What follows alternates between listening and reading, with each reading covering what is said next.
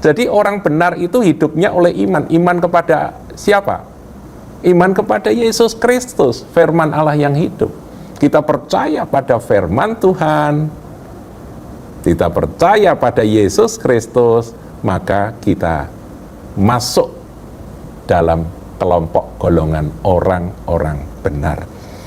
Nah, lebih tepat kita ini dibenarkan. Shalom, saudara-saudari terkasih sidang jemaat yang diberkati Tuhan. Saudaraku, kali ini kita akan belajar tentang orang benar. Nah, saya berharap nanti akan ada seri pelajaran orang benar. Nah, kita akan mulai dengan pelajaran yang pertama, bagaimana kita bisa menjadi orang benar, yaitu langkah pertama dulu. Setelah itu nanti kita akan belajar apa saja yang harus dilakukan, harus diperbuat oleh seorang benar. Nah, itu nanti ada pelajaran berikut.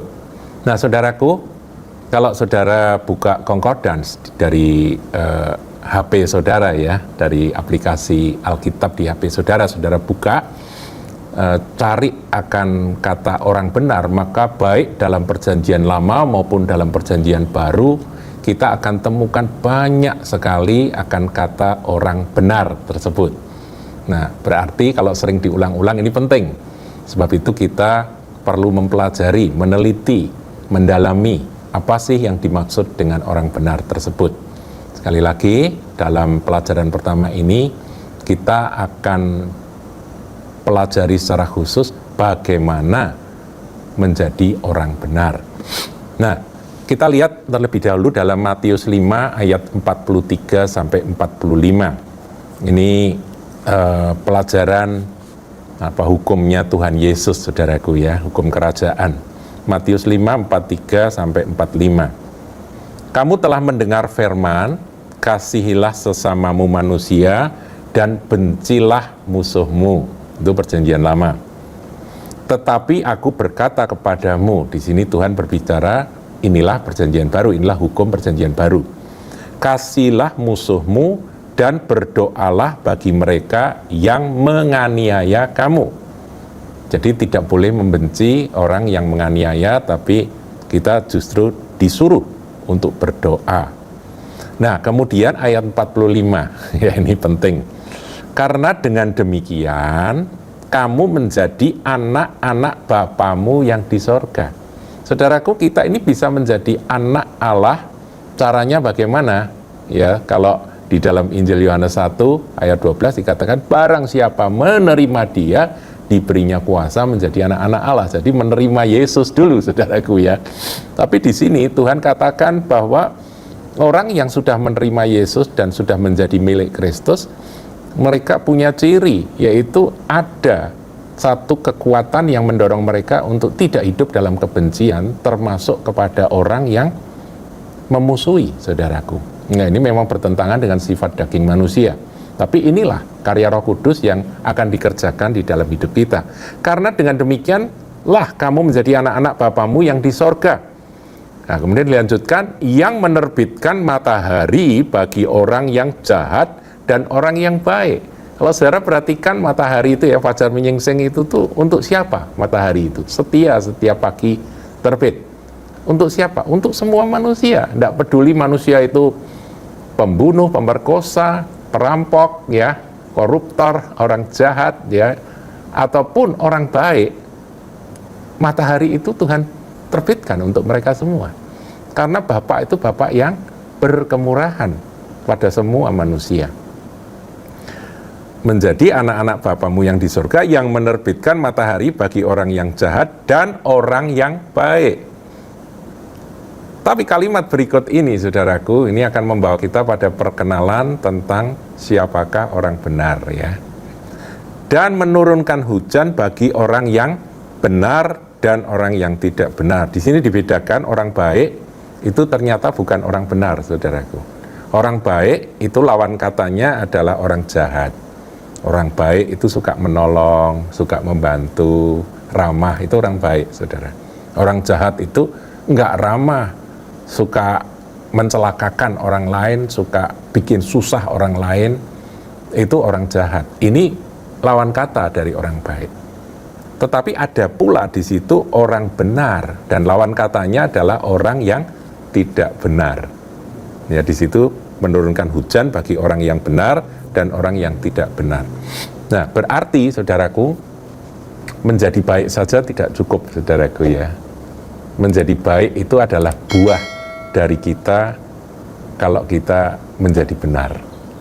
Yang penting itu benar dulu. Setelah benar, nanti kita mengikuti kebenaran itu, pasti buahnya adalah kebaikan. Kira-kira demikian, saudaraku. Ada orang baik, saudara, ini sedikit kita bahas tentang bedanya baik dan benar ya. Ada orang baik, wah dia sosial di kampungnya.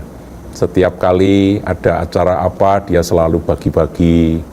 Dia bagi uang, dia bagi sembako, sehingga seluruh kampungnya, lingkungannya itu memuji dia sebagai orang baik. Orangnya juga ramah, suka menolong begitu ya.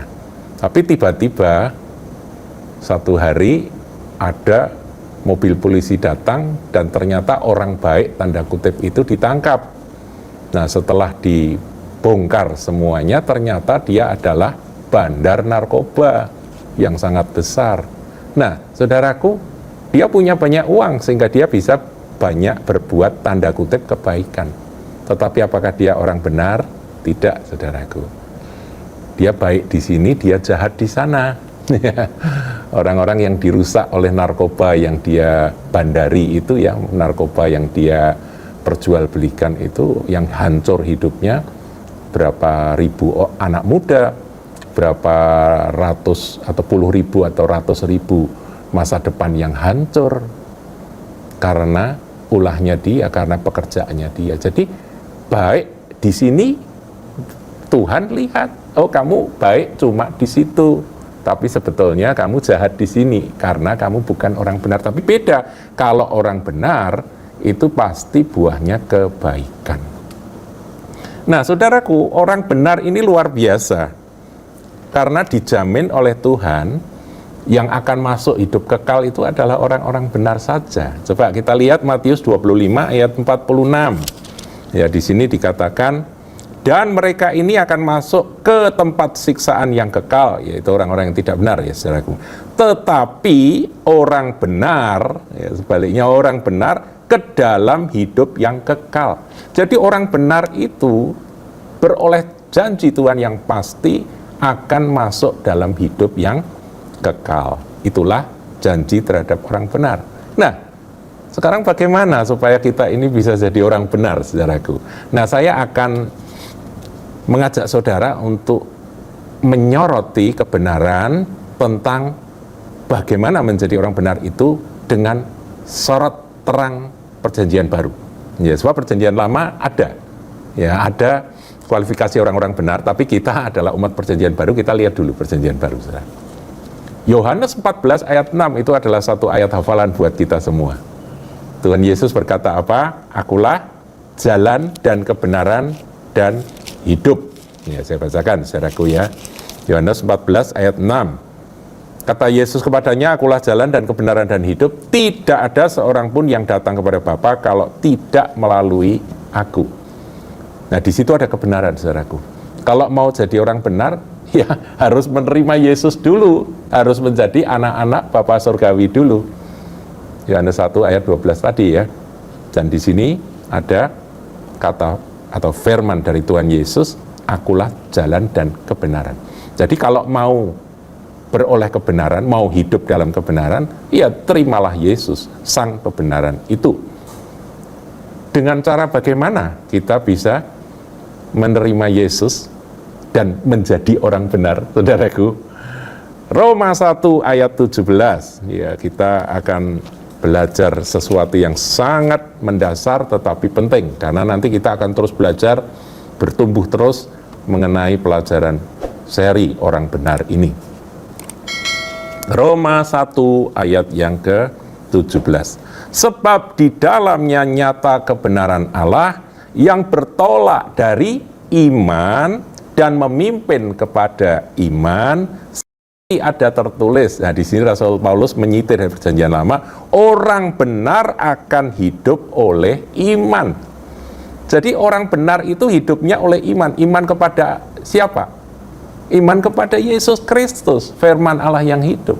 Kita percaya pada firman Tuhan, kita percaya pada Yesus Kristus, maka kita masuk dalam kelompok golongan orang-orang benar. Nah, lebih tepat kita ini dibenarkan, saudaraku ya. Nanti kita akan lihat itu. Tapi saya akan tegaskan iman itu dulu ya. Iman, orang benar akan hidup oleh iman itu. Saudara pegang, kita pertegas di Galatia 2 ayat 16. Saudara, kalau kita baca surat Galatia itu memang khas, isinya itu sangat spesial. Isi dari surat Galatia ini memang melawan legalistik, ya, legalisme, yang mana orang ya pada waktu itu diajar oleh pengajar-pengajar palsu di Galatia bahwa kalau kamu mau selamat kamu harus melakukan ini, daftar ini. Nah, itu yang ditentang habis-habisan oleh Rasul Paulus, karena mereka kembali kepada hukum Taurat.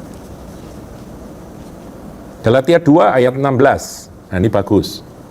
Kamu tahu bahwa tidak seorang pun yang dibenarkan, garis bawahi kata dibenarkan, oleh karena melakukan hukum Taurat, tetapi hanya oleh karena iman dalam Kristus Yesus.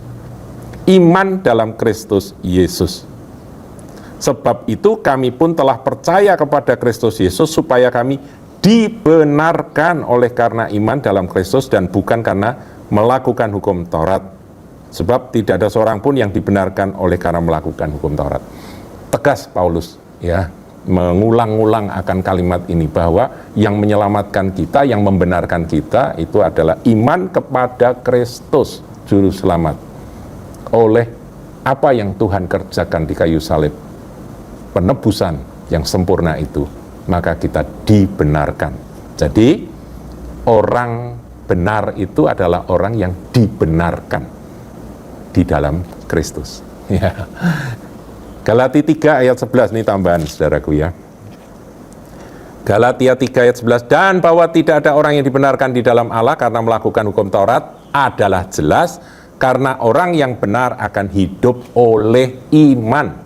Saudaraku, cek apakah engkau tetap melekat percaya pada apa yang Tuhan Yesus kerjakan di kayu salib untuk pembenaran saudara dan saya.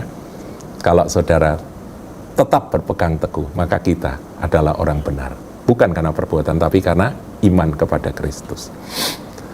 Ya, kata dibenarkan itu kita temukan di dalam 2 Korintus 5. Ini saya banyak ayat supaya saudara mantap ya, untuk mengetahui posisi kita sebagai orang benar itu sebetulnya karena apa begitu ya. Di dalam 2 Korintus 5 ayatnya yang ke-21, saudara. 2 Korintus 5:21. Ya. Begini firman Tuhan. Dia yang tidak mengenal dosa telah dibuatnya menjadi dosa karena kita, supaya di dalam Dia, di dalam Kristus, kita dibenarkan oleh Allah. Jadi kita ini dibenarkan karena Tuhan Yesus yang tidak berdosa telah dijadikan berdosa, artinya dosa kita itu ditimpakan pada Tuhan Yesus, sementara kita dibenarkan oleh Allah. Jadi ya itu artinya penebusan itu saudaraku. Saya punya hutang banyak, saya punya dosa banyak, saya nggak bisa bayar hutang dosa saya, kemudian ada Tuhan Yesus yang membayar hutang saya. Jadi hutang saya diangkut, ditimpakan kepada Yesus. Yesus Tuhanku itu yang tidak berdosa, yang suci, yang benar, yang sangat baik itu nanggung akan dosa saya, dosa Anda. Inilah Kristen, saudaraku. Jadi kalau Kristen tanpa pengertian ini, itu bukan Kristen, saudaraku. Paham ya, saudara ya? Nah, satu ayat lagi sebagai penutup, bahwa kita ini menjadi orang benar karena dibenarkan oleh Yesus dan kita percaya pada apa yang Dia sudah selesaikan di kayu salib, yaitu Titus 3 ayat 7. Surat Titus pasal 3 ayat yang ke-7. Demikian firman Tuhan. Supaya kita sebagai orang yang dibenarkan oleh kasih karunia-Nya. Kasih karunia itu pemberian cuma-cuma, saudara. Berhak menerima hidup yang kekal sesuai dengan pengharapan kita. Haleluya. Saya ulangi. Supaya kita sebagai orang yang dibenarkan oleh kasih karunia-Nya, berhak menerima hidup yang kekal sesuai dengan pengharapan kita. Haleluya, saudaraku. Jadi kita menjadi orang benar itu karena dibenarkan oleh Tuhan Yesus. Kita percaya pada apa yang sudah Dia selesaikan di kayu salib. Haleluya. Tuhan Yesus memberkati.